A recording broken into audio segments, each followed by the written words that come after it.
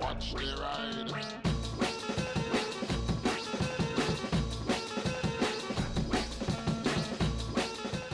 Hey everybody, you join me on a very cold but beautiful day on the south coast, and today I want to talk about how your distrust is making you blind. Well, very specifically in what I'm talking about here. Obviously, I run a motorcycle channel, so this is going to be motorcycle related, but it really highlighted to me how some people maybe see things and how it might be blinding your view and your judgment on things and actually making you stupider. So, yeah. Now, obviously, it's a well-known thing that people's distrust of something causes them to, before they even assess the situation, they'll just say, it's a scam, don't trust it, don't want anything to do with it. They won't even spend a moment of cognitive time to consider, is it not what I think it is already? You know, it's a bias, it's a predisposition, but people learn those through, well, misinformation and false conclusions, but also through repeated behaviour. So if it happens enough times, people are going to, you know, assume that the same will be the same. You know, the boy who cried wolf, no one believed him. So why the hell am I talking about this? So I recently put a video up talking about the motorcycle licences, proposed changes. And to sum that up very quickly is this proposed set of new motorcycle laws would be better than the current laws we have in place now. It's freer, less complicated, access to faster, should we say higher CC bikes at younger ages.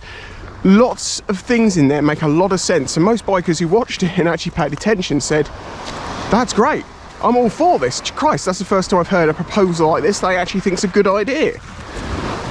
That's subjective, obviously, it depends on your view on it, but many people went off in the comments about, it's just a money-making practice for the government, this is a load of, you know, crap.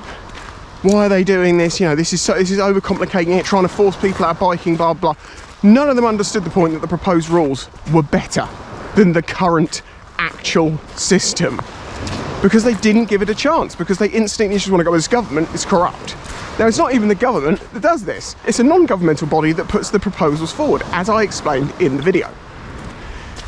This is the same as the thing where people basically say, well, the CBT and all the licence levels is a money-making thing for the government. You know, you pay £1,000 for a licence, and the government makes all this money.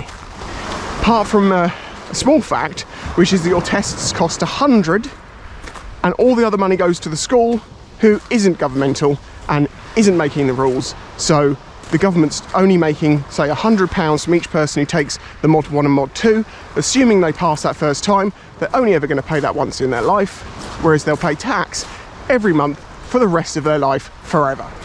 And then when they die, they'll pay more tax. I don't buy that argument if it's a money-making exercise for the government, because it isn't making them much money. They make lots more money in other ways.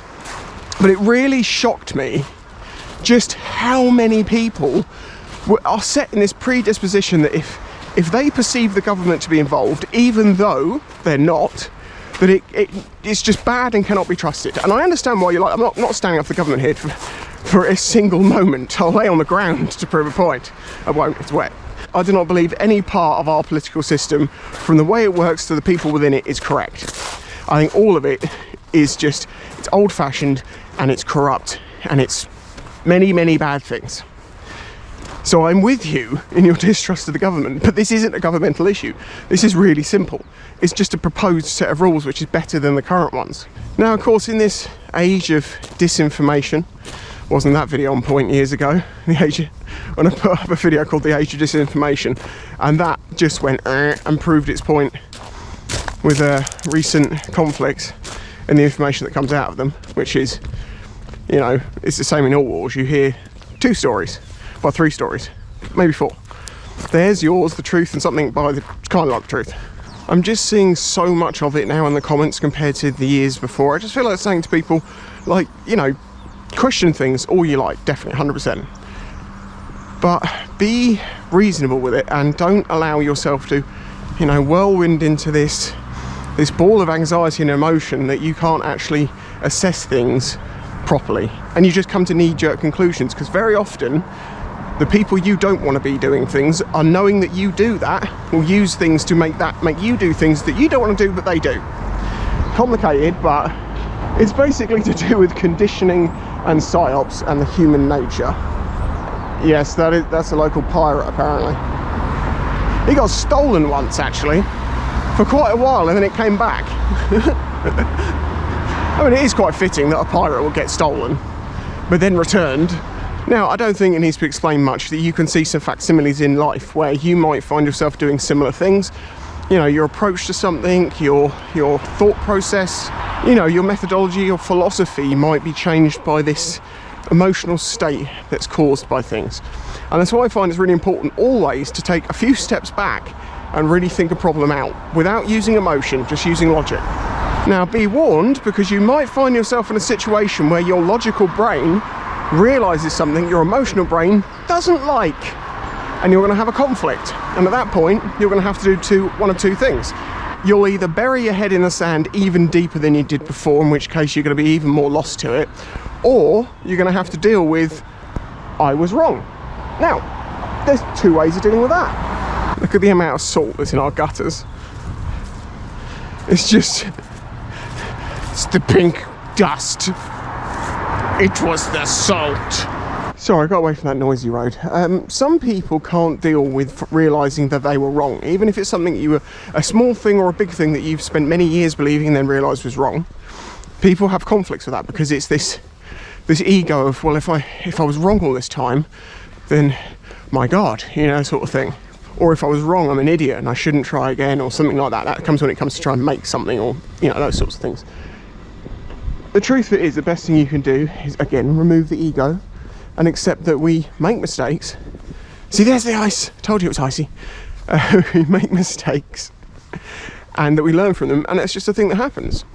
And when you bring that emotion away from it and you start looking at it more logically and less from a personal, emotional way, you're going to find your conclusions and answers to be much more truthful, and you can be more confident with those answers and comfortable with the answers because you know you've thought them through.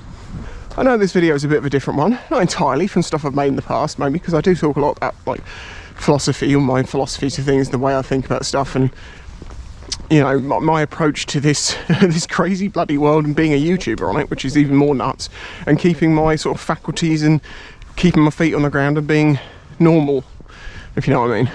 Though normal nowadays is not quite as normal as it used to be. And the reason I bring this up now, as I say, is because of that video, because it is such a factual, cut and dry case. The proposal is better than what currently exists. No, it's not the government. It has nothing to do with them making this proposal. And it's such a provable thing that those people that went off on one and said about how it's just the government this and blah, blah, maybe if you recognise that and go, ah, all right, fair enough, I recognise this, maybe I'm doing that somewhere else. Maybe I'm doing that with something else I'm looking at or dealing with. Because it's a predisposition. It shows a predisposition to ignore the facts and be emotional and hurt, should we say, because it's people who recoil from stuff like this, is ones who've been hurt by it before. That's why they're like, oh, get away, or at least perceived to have been hurt. Then of course you can extend this into relationships and previous trust being broken, and can you trust people again and stuff like that, and you have to think about it logically. Is this person you're with now the person you were with before? No. Just because something's happened before doesn't mean it's going to happen again. But I'm not about to give you agony aunt love advice, because that comes far down to too much to emotion than the robot brain, you might call it. So yes, take a step back, look at all the data, accept to not draw a conclusion when you don't know enough to draw a conclusion. That's the thing. Everyone sees, you know, a news article and it's A or B, and everyone chooses A or B. You never see people go, I don't know, that's not enough information. Well, I do, and some people do. But many will just jump onto bandwagon A or bandwagon B and fight to the death over it, which is insane because everyone's got the same amount of information about the thing. So yeah, there you go. Didn't know quite what this was going to be, but I feel like something can be taken out of this. I apply these rules to my life. It doesn't go right all the time, but it certainly helps me make good decisions when I need to, and quickly, because you have a set, you know, system. Use logic, use facts. If you enjoyed the video, hit the like button. If you want to subscribe to see other videos, and although knowing that this isn't really like most of my videos, other than the fact that I'm here, you can do that below. You can support through Patreon. Thanks to all my patrons, I really appreciate you. The icy weather is going, so hopefully soon I can get out and actually, I've got a bike review to do, but I can't do it until the ice is gone. I know there's only a little few patches by this point in the day because it's warming up, but it's not worth the risk. It's a big excess to pay if you drop it. And I actually, oh my god, I've just, you know when you get flashbacks to dreams? I had a dream last night that I reviewed that bike and I did drop it, but it only had bar end damage, and the only bar end damage it had was the anodization had been taken off of it. Worked that one out. Wow, that's just literally just come back to me in that moment. Anyway, until the next one, bye bye.